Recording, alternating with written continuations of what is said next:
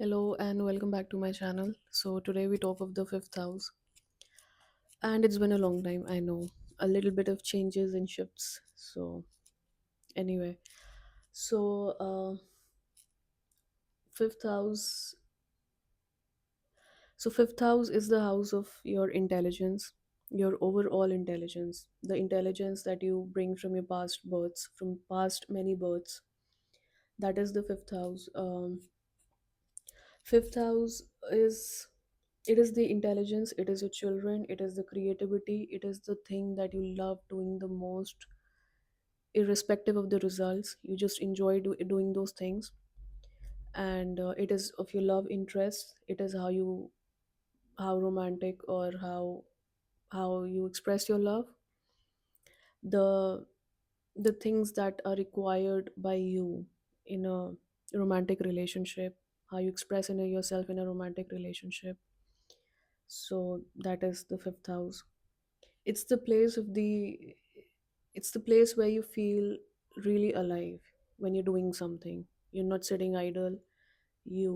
It's not the house. It's unlike the fourth house, which shows happiness. Even the fifth house also shows happiness, but it's the happiness that you acquire or that you get while and after doing certain leisurely activities. um, Fifth house is the house of romance. It's the house of love. It is all the good things that you want in life, that gives you a sense of a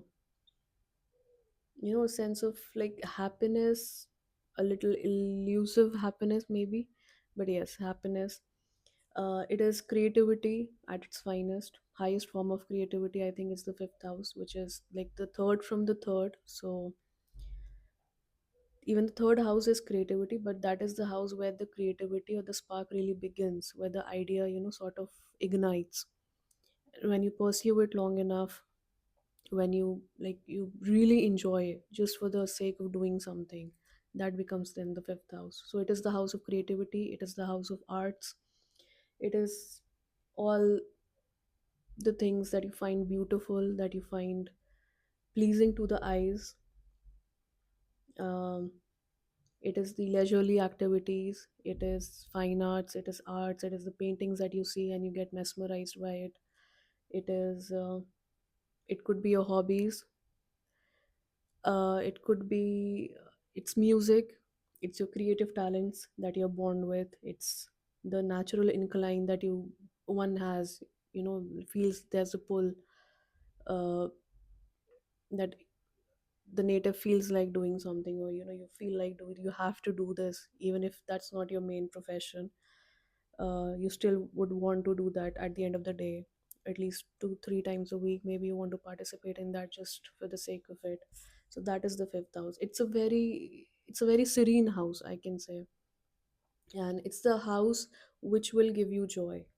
It's the house which will give you the utmost joy, I can say. Yes, it's not peace here, it's not that, it's joy. So fifth house is joy, if I can put it in one word.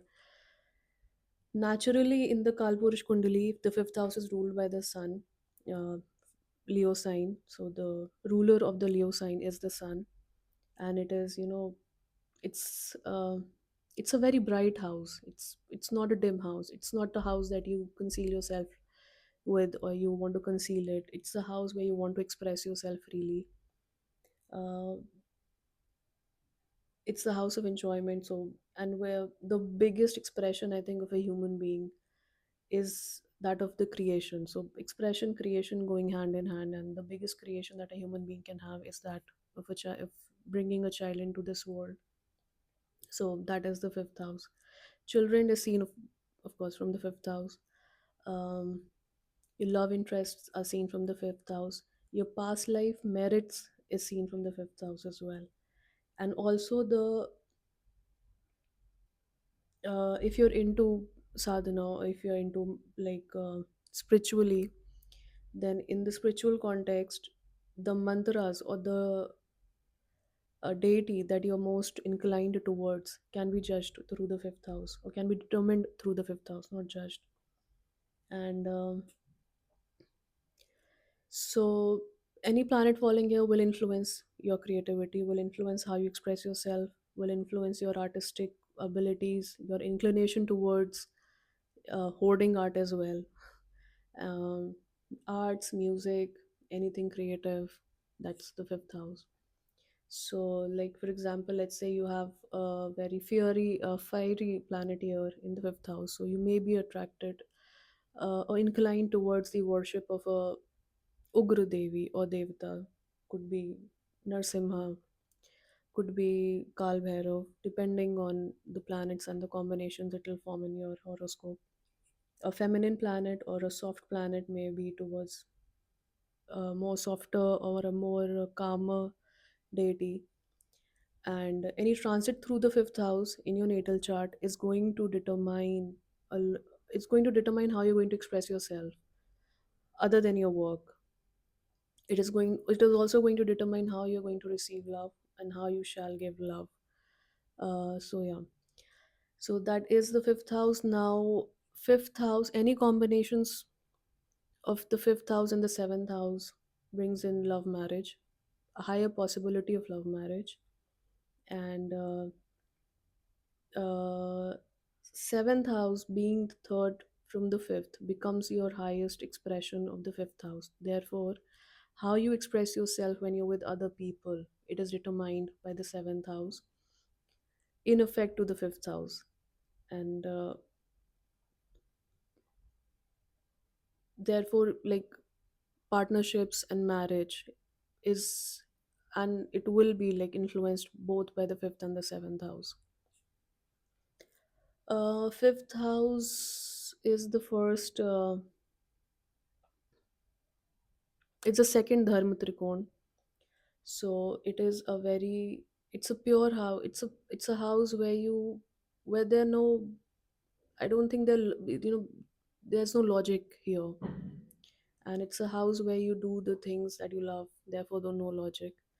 And sun being the ruler, naturally it's like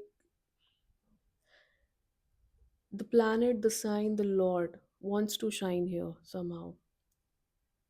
Even if it is Saturn and even if it is Ketu, those qualities influencing your fifth house, those qualities will somehow be noticed by people around you, even if you do not want that to happen. And it may not happen to an extent, like for example, if sun itself is sitting in the fifth house, not up to that extent, but yes, then the passive planets, or the more slow planets, or the planets that like being in the background, they are still going to be noticed there, and those qualities will be imbibed by you naturally.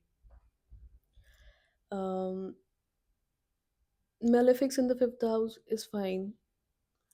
They will bring a little bit of resistance in you, in while you'll be expressing yourself um creatively, let's say. So there'll be a little resistance, or you will be a little resistant in receiving affection and love from other people. And like when I think of the malefic in the fifth house, I think a person having a very stern face, very stoic face, even when standing in front of something beautiful. um so yeah, that is the fifth house. What else? The mantras, the mantra jap and the mantra siddhi is determined by the fifth house. Be- uh, the first step to determining the mantra siddhi and the mantra jap that you would want to do, or that is given to you, is determined by the fifth house, the fifth lord and the planet sitting in the fifth house, not in that order.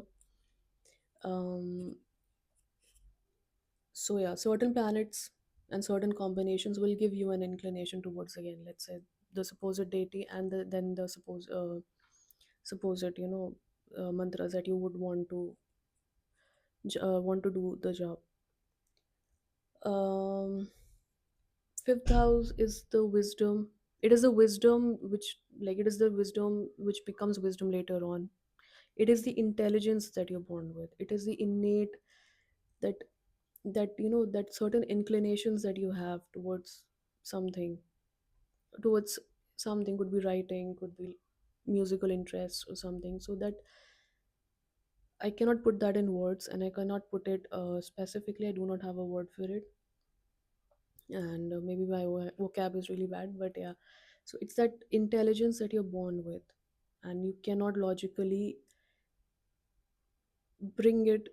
You cannot logically think about it, like why is it there or not. So that those interests and those talent, as we say, those gifted talents, as we call it. So that is the fifth house, and it's a fiery house. It's a fire.